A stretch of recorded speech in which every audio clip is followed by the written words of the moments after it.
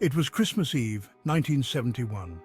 Juliane Koepcke, a 17-year-old girl, boarded Lancer Flight 508 in Lima, Peru. I was traveling with my mother to rejoin my father, a renowned zoologist, for the holidays. The flight was turbulent as it soared over the Amazon rainforest. Suddenly, a deafening roar shattered the air.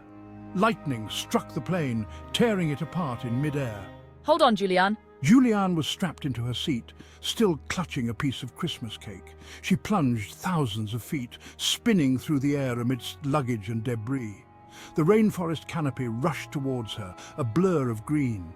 Then, darkness. Juliane regained consciousness beneath the dense jungle canopy.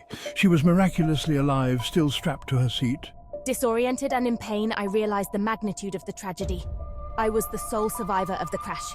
Her body ached, her collarbone was fractured, and a deep gash ran across her leg. But the will to live burned brightly within her.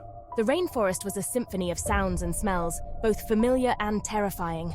Memories of her childhood, spent in her parents' research station deep within the Amazon, flickered through her mind. She knew she had to move, to find her way out of this green labyrinth. Fear threatened to consume Juliane, but she clung to the memory of her father's words. If you ever find yourself lost in the jungle, follow a stream. She located a small creek and began to follow its course, her injured body screaming in protest. The rainforest floor was a treacherous obstacle course of tangled roots, thorny vines, and decaying foliage. With each step, I battled exhaustion, hunger, and the searing pain in my leg. The jungle teemed with life. Insects buzzed, monkeys chattered, and unseen predators lurked in the shadows.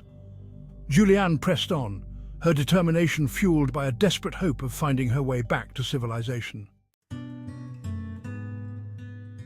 Juliane's parents, both experienced naturalists, had instilled in her a deep respect for the rainforest and its dangers. I remembered their lessons on identifying edible plants, navigating by the stars, and protecting myself from the elements. These skills, once learned out of curiosity, were now essential for her survival. I recognized the bright red berries of a wild fruit tree, providing me with much-needed sustenance.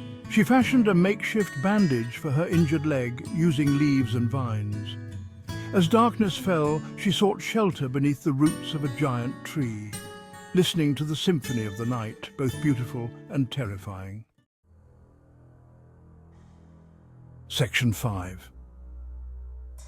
The unforgiving rainforest. The Amazon rainforest was a relentless adversary. The air was thick with humidity and swarms of mosquitoes tormented her constantly. Juliane's wound, constantly exposed to the damp environment, became infected. Fever racked her body, adding to her misery. I encountered dangers at every turn. Venomous snakes slithered across my path, and the roar of unseen predators sent shivers down my spine. But I refused to succumb to fear. I had survived the fall, and I was determined to survive the jungle. Section 6. Following the water's path, days turned into nights marked only by the rising and setting of the sun. Juliane continued to follow the stream, hoping it would lead her to a larger river and eventually to civilization. Her body grew weaker, her clothes torn and her spirit frayed, but still she pressed on. The stream widened, becoming a rushing river, a testament to the power of the rainforest. The current was strong, threatening to sweep me away, but I refused to give up. I clung to the riverbank, my determination fueled by the faintest glimmer of hope. On the 11th day, exhausted and delirious, I stumbled upon a small boat moored on the riverbank. It was a beacon of hope in a sea of green despair. Nearby, I found a path, a sign that humans were near.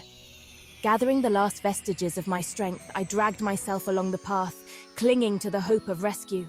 The path led me to a small hut, a logger's shelter. I was too weak to call out, so I collapsed on the floor, my body ravaged by hunger, exhaustion, and infection. It was there, on the brink of death, that I was discovered. The loggers who found Juliane were astonished by her story. They had heard of the plane crash, but had given up hope of finding any survivors. They carefully lifted her frail body, her skin covered in insect bites and leeches, and carried her to safety. Juliane was airlifted to a hospital in Pucallpa. where she was reunited with her grief-stricken father. The world marveled at her incredible tale of survival against all odds. She had endured 11 days of unimaginable hardship, her spirit unbroken. Juliane's story captured the imagination of the world. She became a symbol of human resilience, her ordeal a testament to the power of the human spirit to overcome adversity. Her experience, though harrowing, taught her the importance of courage, determination, and the enduring strength of the human will.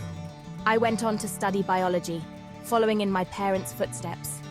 I dedicated my life to researching the rainforest, the very ecosystem that had tested me to my limits. My story continued to inspire countless individuals, reminding them that even in the darkest of times, hope can flicker and resilience can prevail. Juliane Koepcke's story continues to resonate with people around the world. Her experience serves as a powerful reminder that even in the face of unimaginable tragedy, the human spirit can endure.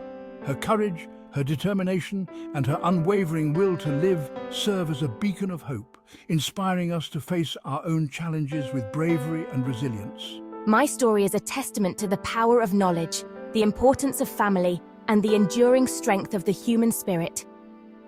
It is a story that will continue to be told for generations to come, reminding us that even amidst the darkest jungle, hope can bloom.